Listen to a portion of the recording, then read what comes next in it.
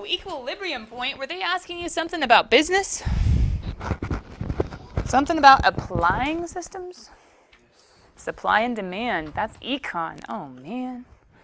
Those of you guys who aren't seniors and aren't in econ or haven't gotten there yet, well, I wonder if there was somewhere in the book that would have told you that. There was. Okay, number 10.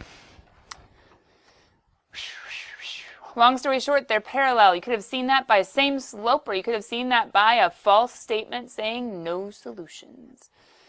Number 20, there was a solution. This is what we call a consistent and a finitely consistent. We could just say consistent.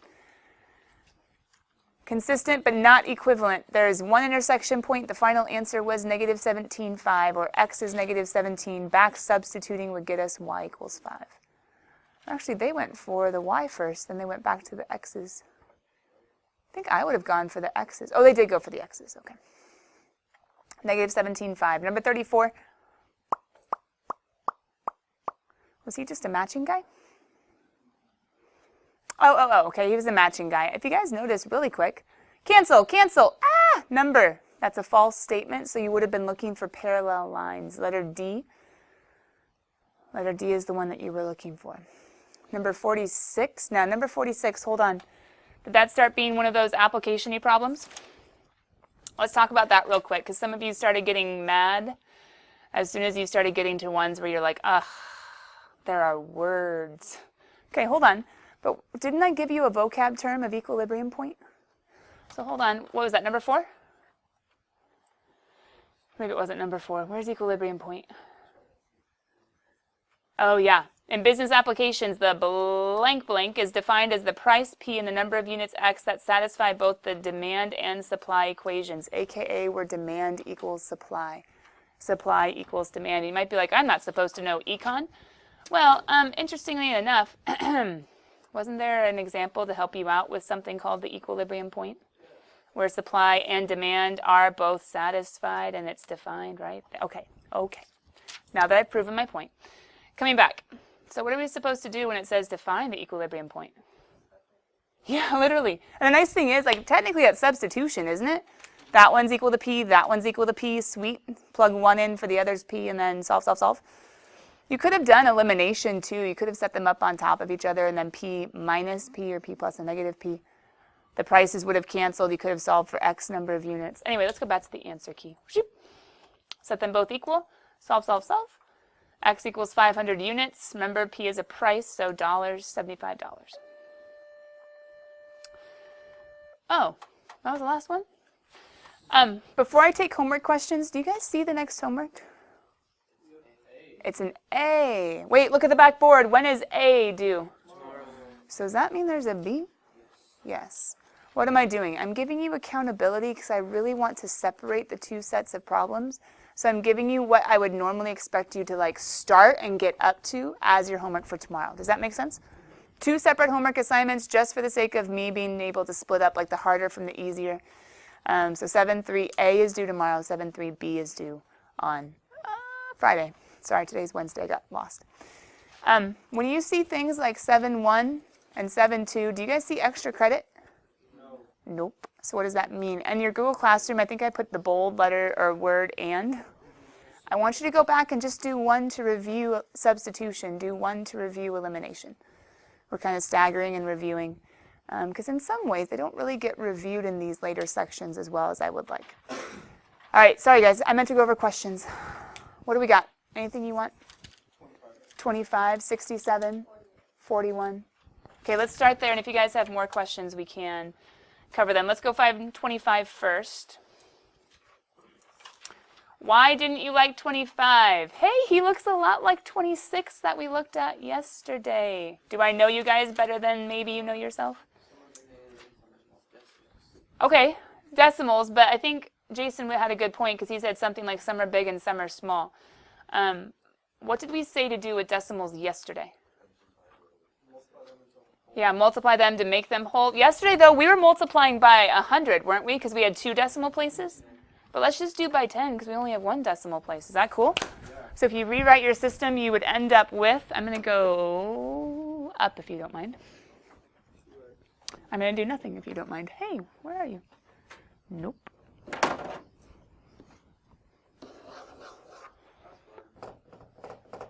never happened before. Everything's fine? He's green. Huh. Oh, I know what's going on. Just kidding. Oh, no, if that's going on. Oh, yeah. Okay, that is what's going on. I made a custom pen that was white yesterday, and it reverted to my custom pen. Sorry, guys. Hold on. Let's make it red. Okay. Do I have to multiply both equations? Oh, yeah. They all have decimals, huh? Okay, so then hopefully you made it 2x minus 5y is equal to negative 278. And then 3x plus 4y. Did you guys get 687? Yeah. Did you guys aim for eliminating the x's or eliminating the y's? Oh, really? Okay. I just like the opposite sign. Sorry, I just, anyway. But yeah, it's okay. It's okay. So then I would have rewritten, let's see, multiplying everybody by a negative 3 and a positive 2. Is that okay? Okay, so negative 6x plus 15y equals, I'm doing a quick little, in case you guys are wondering how I get these numbers in my head. I'm doing 3 and 8 is 24, carry the 2. 3 and 7 is 21, plus 2 is 23, carry the 2. And then 6 and 2 is 8. Anyway, I'm not really doing mental math, like jumping to a number like the really cool math people that I'm not. I'm just doing that in my head. But moving on. Because some of you with big numbers, you just kind of freak out. You don't need to. I don't naturally know the answer either. I just kind of find it. Sorry, 6x plus 8y equals, and I'm doing a little 2-column here because that's 14, carry the 1, 16, carry the 1, so I have 7, I have 4, and then I have 12, carry the 1, it's 13. And sometimes I make mistakes, and sometimes it works out all right. How are we doing? Good. Okay. Actually, not subtract. That's why I multiplied by a negative. I really just need to add. So that cancels out. That ends up being 23y. And this ends up being, I'm going to do a little 2-column addition. I get 8, 0, carry the 1, 11 and 12, carry the 1 and 2. Are we okay? Then divide both sides by 3. Messy because it might not be pretty. But literally in my head, if I start rattling off numbers, it's just because I'm doing this. I'm seeing that doesn't go into that, so let's move here. I'm guessing it's somewhere around 9 just because it was almost into there. But 9 ends up, I think, being a little bit too big, doesn't it? 9 works? Okay. 27 and 2. Oh, yeah, duh. Sorry, yeah. It's going to be 2, 0. So then you have 13 and then 8, 6? Yeah. So you have 96 because then it goes in perfectly of 12 plus 1 is 13. Dun, dun, dun, dun. Oh, that's just y. What's that snazzy word for taking one solution and then going back and plugging? Hey. Where should we back substitute? Somewhere, right? It's not as nice as section 7.1 substitution where there was a nice little x equals, let's go plug it in. It's kind of like, well, you got this one, no, this one, these two, or these. You can plug it into any equation because it has to work in all of them. I kind of like, I guess, the first one. So 2x or the second one. Either one should work, right? Equals negative 278. So that ends up being 0, carry the 3. So 480. Can add the 480, which means 480 minus that guy. So that's going to be a 2 and then a 0 and a 1. Then divide by 2. X is equal to 51. Double check, though. Is it off? Oh, it's good? Okay. 202 here? Maybe I did it too wrong. Oh, yeah, 202. Thanks, Alma. I took away 1 when I shouldn't have taken away 1. Shoop. Because 480 is bigger than 2. Anyway, I see it. So then 101. Now we're good. Number 25, check. There's a 60, but I think there was a number 40 something. 67, 40, 41. Okay. Oh, yeah, airplane speed. Hey, who is he like? So did we do an example like decimally ones because I knew it was coming? Uh-huh. Did we do an example of airplane speed because I knew it was coming? Uh-huh. So I'm going to go fast, okay? Number 41, we have a plane flying into a headwind. Doesn't that mean that the wind is taking away from the plane speed? So we can do against it, good. So x minus y times the time. It took 3 hours. Are we still okay with 36/60ths of an hour? And then it went 1,800 miles. So if you were using our example from yesterday, that's what you should have set up for the going there trip between Pittsburgh and Phoenix. And then we're returning, assuming everything stays constant, as Joe and I were talking after class. This is a very, very, very ideal situation that is not extremely realistic, but it's giving you at least a little picture of the idea. What did we do yesterday when we really didn't like what was going to happen if we were to start distributing? Well, we could have made that a decimal, but do you see how these are all nice and ready to go? Why don't we just divide it over, yeah? So when we divide it over, I'm going to reduce it by a little bit. Divide by 6, divide by 6, because that's going to be 3.6. So x minus y, 1,800 divided by 3.6. And then this one can become x plus y, 1,800 divided by 3. I could technically be really snazzy if I wanted to and like add a 0 and move the decimal place. And then I could do a quick little long division if I wanted to, which would end up being a 5, and I think it's 500. Is that right? Because 0 and 3, 0, 0, 0. Yeah. So I could just make that 500. Quick elimination. I have 2x equals 1,100. So x, the airplane speed, I believe, is 550 miles per hour. And how do I find the wind? Plug it. Ooh. Let's plug it in here. So we end up with 550. Oh, we could move that 3 to the other side, huh? So let's use this equation. What's 600 minus 550? Got it. We doing okay, cool kids? What do you need to have near and close when you're doing your homework? Yes, I was thinking notes and examples, but that's okay. E for effort. All right, so I didn't use my calculator. I did just fine. Just encouraging you that maybe you could use it less. But it is valid to make sure you're not making mistakes, because you guys have seen me make plenty. All right, number 67, huh? Where is he? Up here somewhere? Ooh. Ooh. Seem to be. Appear to be. Did we talk about this yesterday? To be honest, I didn't even remember there was a problem like this. Go, team, teacher success. Except we're all asking about it, so maybe not success. Anyway, so let me get a little bit more room. This is going to take forever, isn't it?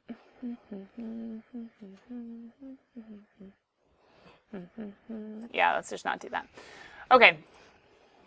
Can I just steal this and we read the directions over here? All right, so think about it. The graphs of the two equations appear to be, oh yeah, totally parallel, right?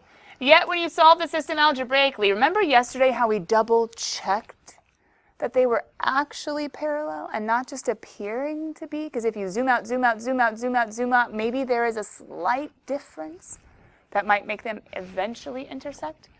What they say is solve it algebraically. You figure out it actually does have a solution. Find it and figure out why it doesn't appear on the graph that's shown. Guys, why does this actually have a solution?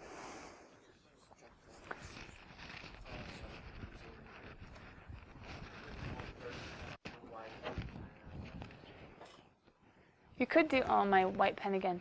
You could do, I heard Matthew saying elimination. I think I hear Joe kind of saying elimination also. If you multiply everybody by a negative, what's 100? Why?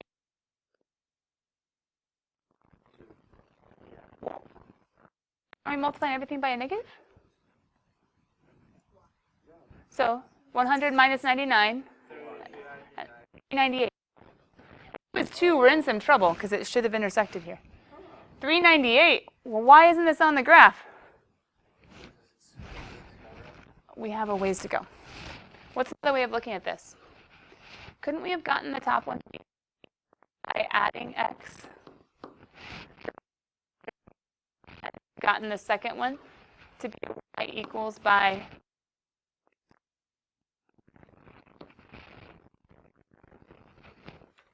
198 divided by is still 2. Hold on, I have too many signs. Adding the x, that's a negative number dividing by. Yeah, there we go. Question, how similar are their slopes? Oh, so similar. Right? Go up, go over 100, go up 1, go over 99. Are they almost the same? So why can't we see it? Well, because they're so close. Like they're both almost 0. 1 100th and 1 99th. Like that's barely anything. If you did 1 100th of a pizza, how big would that be? A pepperoni? I don't know. Like it's barely anything. True? Right? So barely anything. So they look parallel, but they're not. Look at the slopes. They're different. So why can't we see it? Because we need to zoom out, zoom out, zoom out, zoom out, zoom out to be able to see when they finally intersect. Sorry, guys. Plug back in 398. Find your x. Does anybody have the x? X equals... Ugh, something huge. Yeah, right? Because this would be, yeah, 39,800 equals, so you'd have to add the x and then subtract. Would that be 39,600? Yeah. Dun, dun, dun. Okay. All right, I think we got through all of our questions. Yeah, anything else come up? Oh, yeah. Sorry, Tyler. There you go. Anything else come up? Let's switch. Notes. Let's switch notes. As you guys switch and as you get out your notes and turn right back to where you were filling in the beginning of class. Guys, just a quick heads up. In the rest of this chapter, there might be some business stuff that comes back. Profit, cost, supply, demand. Don't be scared of it. There's some sort of system that has to deal with it, and your end goal or your end game is to solve for the system. Ariman's still gone. She must be sick. Sam's gone. And everybody else. Nope, Wesley's gone again. Poor guy. Now everyone's here. Okay, thanks, guys.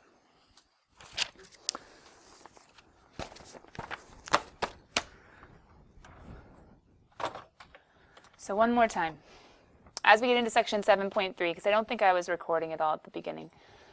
Let me get rid of that, and let me get rid of that, and let's get back to, there we go. I think I already dealt with that too. Hey, matrices, they're coming back, chapter 8. Some of you liked them last year. Zoop, zoop. Yesterday it was a resounding, we like the second one more. Now there's a snazzy term that talks about this second form where you have a 1x, a 1y, a 1z, and nothing below the x's, nothing below the y's, and well, there's nothing to even have below the z's. Row echelon form, there's a stair-step pattern of a 1x, 1y, 1z. With things following, but not things preceding. So that's a new term, row echelon form for systems of equations. Over here, Gaussian elimination, if I were you, I'd make a quick little note because row echelon form, Gaussian elimination, there are two different ways that this can be listed as far as directions. I don't want you to be confused. They're both talking about the same thing. This is kind of more the procedure to get that, but they're tied together. But guys, haven't we already written these down? Did anyone actually realize, like, oh, hey, it was the exact same steps that we wrote down for section 7 point? Elimination. So is this whole section kind of like elimination applied? Yes. Oh. Chain game to the stair-step system. Remember what I'm asking you. In some way, shape, or form. Is to think about when, oh when, could it possibly be helpful to have a systematic approach that we can always use? Instead of always having to reinvent the wheel, always having to start over again, always having to creatively figure out the best way to solving. What What do I mean by that? If I was to throw this at you the very beginning of this year, maybe I should do this sometime, because then I could refer back to it in second semester February. Anyway, I don't think you'd remember. But if I was to throw this at you the very beginning of pre-cal and be like, solve it, what do you think some people might have done? Done what to the first or second one, Matthew? You could change the signs. That's a very legal thing. You could multiply everything by a negative or multiply everything by a number. Do you think some people might be aiming for trying to get rid of those x's right away? But then what are you going to have left? Y's and z's. Do you think some people might go after the z's right now? And get rid of the z's and then get x's and y's? Oh, actually, that could be kind of nice. Check it. What if we were to take the first equation and the last equation, and if we were to actually try to eliminate? So we'd have to actually do like a whole little system off to the side. We'd have to do like all right, let's take the first and let's take the second. Now hold on, we'd have to make this match, right?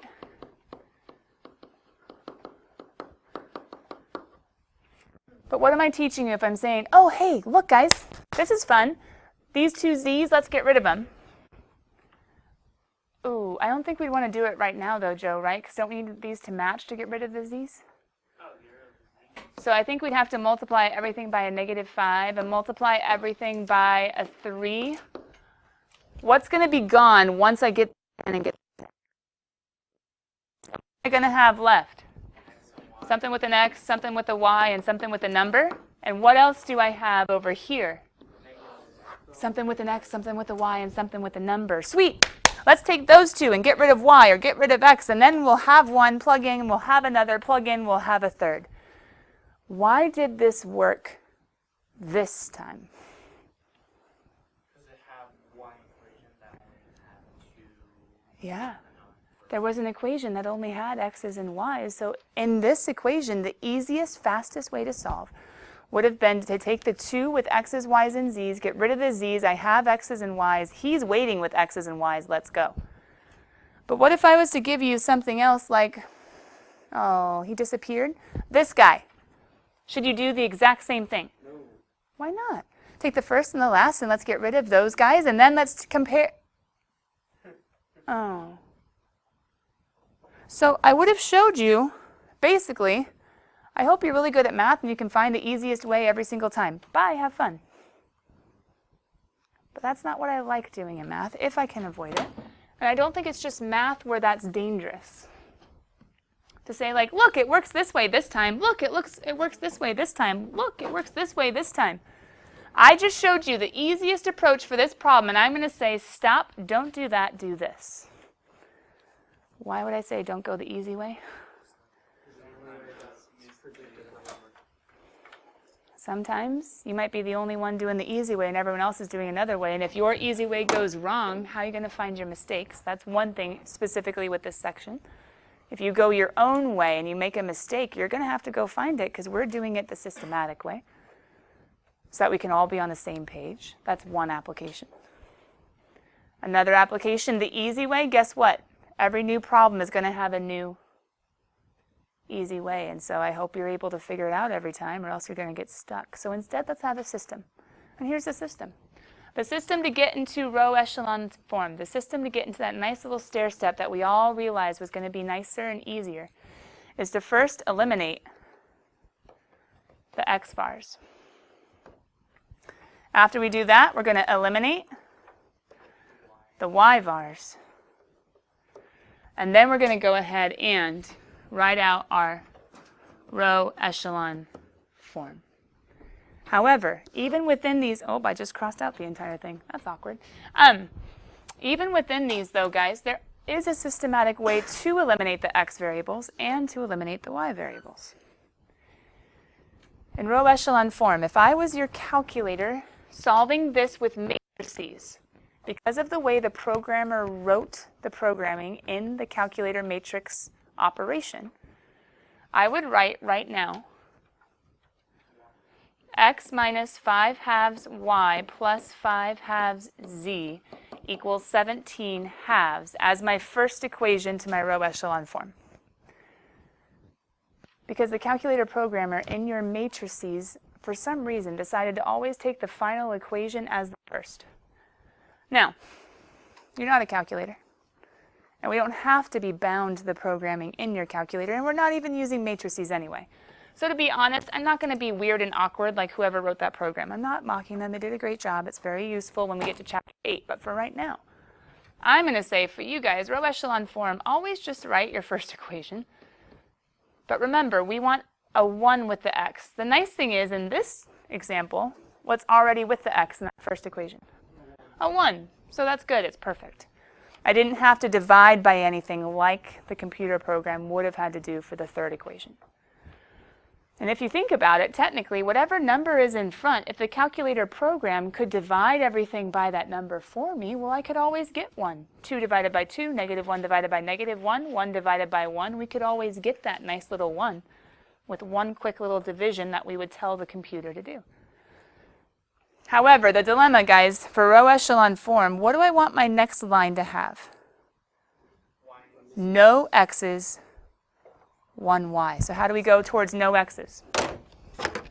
We eliminate all the x variables using row 1 and row 2. I'm going to call these equations with rows, kind of getting used to or getting us closer to matrices.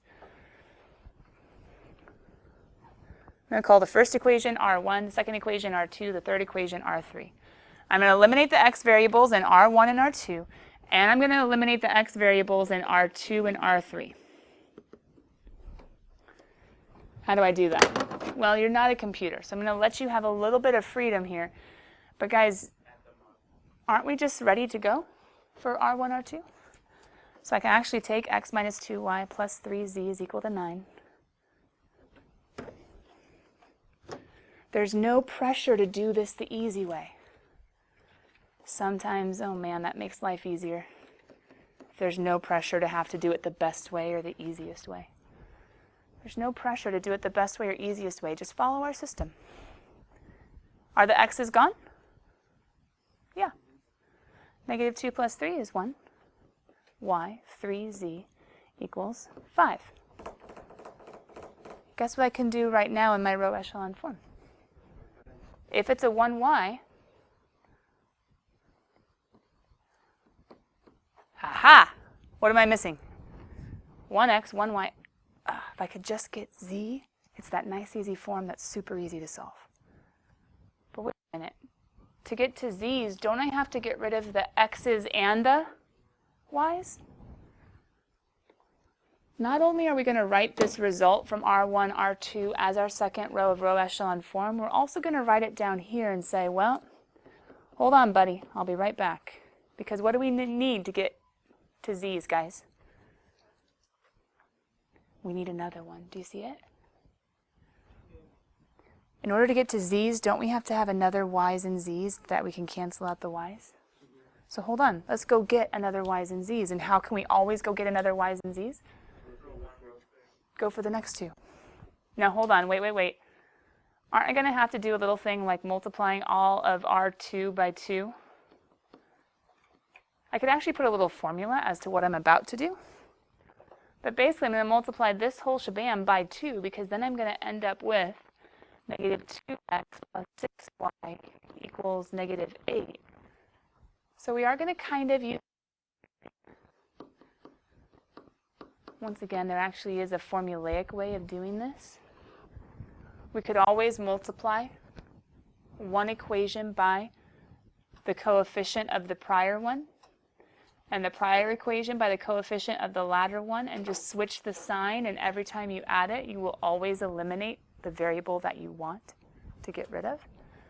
There's a formulaic way of doing it, but we're not computers. It's okay. We can see, multiply by 2, and look, hey, it's gone. And what do we have? Equals 9, right? Now, do I need this for row echelon form? No. Here's a question. Could it also have been an alternative for the next equation? Yeah. So row echelon forms, guys, they're not always the same. There's actually many different ways of writing it, and they all should lead you to the same answer. I'm going to come on down here and say, sweet, I have what basically we can always call R4 and R5. We just got some new equations, and we're going to take those new equations, and if we've done our system correctly of eliminating our x's, we can now take these two and say, hey, let's eliminate the y's. y plus 5z is equal to 9.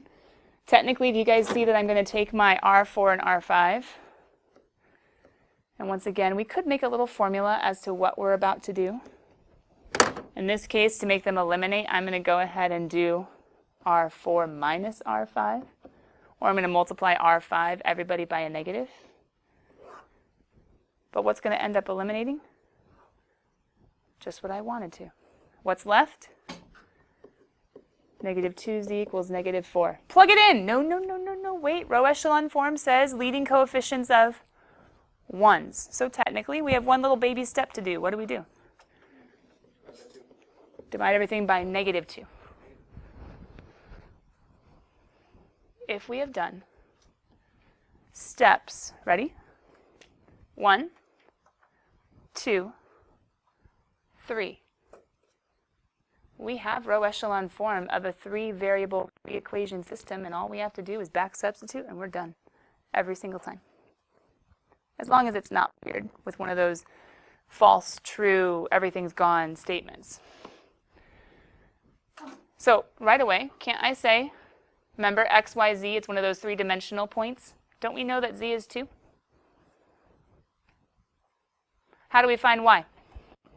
Plug it in where? Just go up 1, right? Plug it in, just go up 1.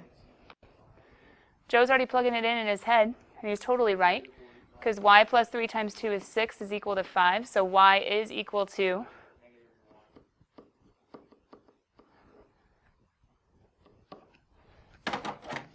and then don't we have to plug both of these in for x? So x minus, well hold on, 2 times negative 1 is negative 2, minus a negative 2 is plus 2, right? And then plus 3 times 2 is 6 equals 9. 9 minus 6 is 3, and 3 minus 2 is 1, or 9 minus 8 is...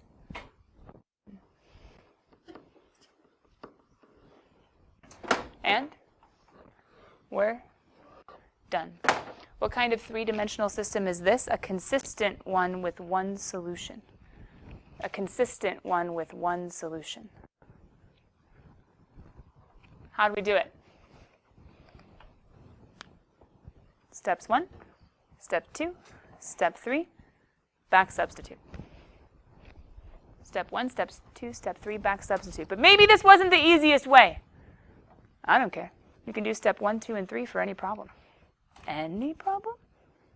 Well, okay, some weird things can happen. Yes, any problem, but some weird things can happen. What's one? Ooh. Can I just show you? Some of you might want to take a picture of this. You don't necessarily need to write it all out. There are 2 different columns. There's consistent and inconsistent. Remember how consistent said basically there are solutions? Inconsistent said there are not solutions. And one of the consistent might be called equivalent.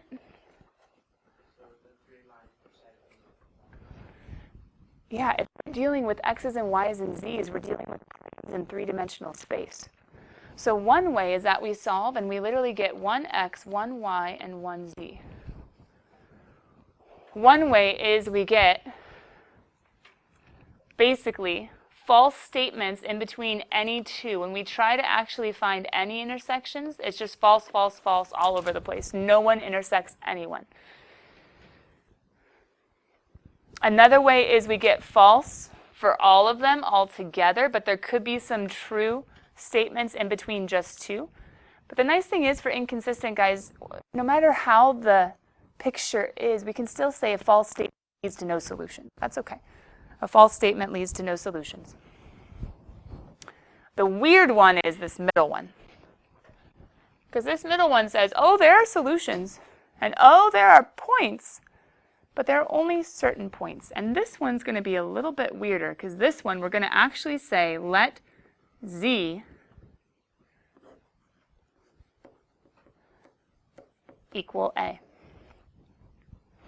If you're doing row echelon form and as you're following our system, you end up with some sort of x plus, I don't even know what, a, y, b, z. I'm just making up numbers. And then y plus, where are we at, a, b, c, d. E's a number, you might get confused. But you've gotten your first, you've gotten your second, you're looking for your third, and with your eliminating y step, everything goes away, true statement. You basically are like, oh no, 0 equals 0, 5 equals 5, 3 equals 3, where's my z?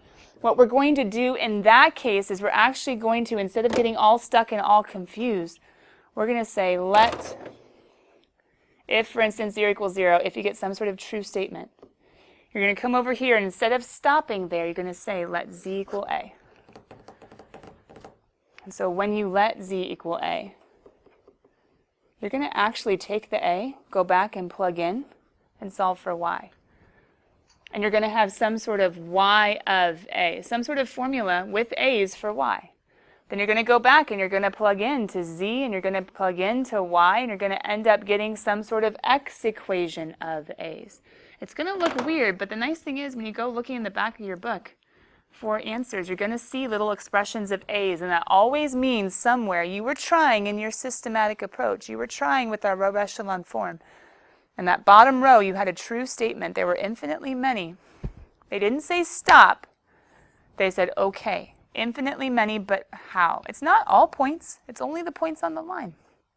So we have to take that a, plug in. We get little expressions, little formulas to say, yay, everybody within this line. Not everybody, everybody. Everybody within this line. So what did we just solve? One of these. 1 point, and we were done. 1 point, and we were done. What are we going to answer if we get false? Just say none. If we get false. But if we get one of those true, we're actually going to try to write an equation. If we get true, we're going to actually try to write an equation. And guys, to be honest, with equivalent, it's going to look super similar. It's also going to be true. And you're also going to go looking for or letting z equal a. So it's not like there's really anything different for this guy.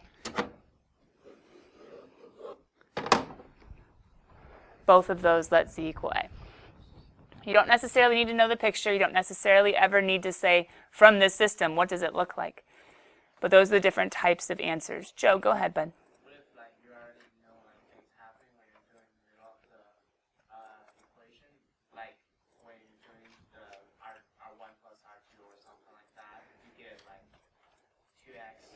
No. But you're still going to have to plug in, Joe. So remember, even though there are easier ways to solving, we're still going to always follow our system and get to where we let z equal a and then go back. Ask me during nutrition, okay? So as we have 2 more minutes to finish off class, but remember that question, Joe, ask me during nutrition. I want you guys to look at number 32 really quickly. I think I actually have him. I just looked at him. Where'd he went? Where'd he go? He's right here. I'm just curious if you guys could let me know where to start. Number 32. Let's see if you have the system down. Where would you start? R1, R2. What is our purpose in starting with R1, R2? To eliminate the x's. Eliminate the x's. However, we're not computers, so look at R1, R2. What do we have to do to be able to eliminate? Sure. Which one do you want to be negative, top or bottom? Okay. So negative 2x minus y minus 3z equals 1. 2x plus 6y plus 8z equals 3. We're going to eliminate. But hold on. We're not just eliminating with R1, R2. What else are we going to do? R2 and R3. Why am I writing this guy? What am I guessing you're going to want to do, my non-computers, to eliminate? Multiply this guy by negative 3. So negative 6x minus 18y plus a negative 24, sorry, minus 24. Z equals negative 9. What did I write down? Oh, I was having too much fun, wasn't I? What's going to happen after we eliminate x's and eliminate x's? Then what are we going to go to do? Find out z alone. We're going to, no, well, we are going to find z, but we're going to find z by eliminating the y bars. But where are we going to find our equations to do this? From the answers. Whoever's here and whoever's here, right? What am I trying to build down here?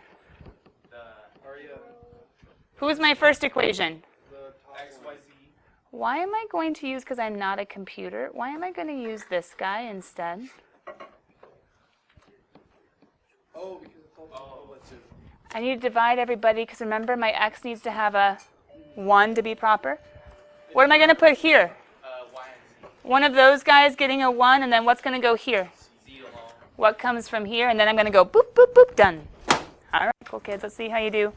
4.3 A for tomorrow. 7.3 A for tomorrow. Why was I in chapter 4? Calculus is in chapter 4. That's why.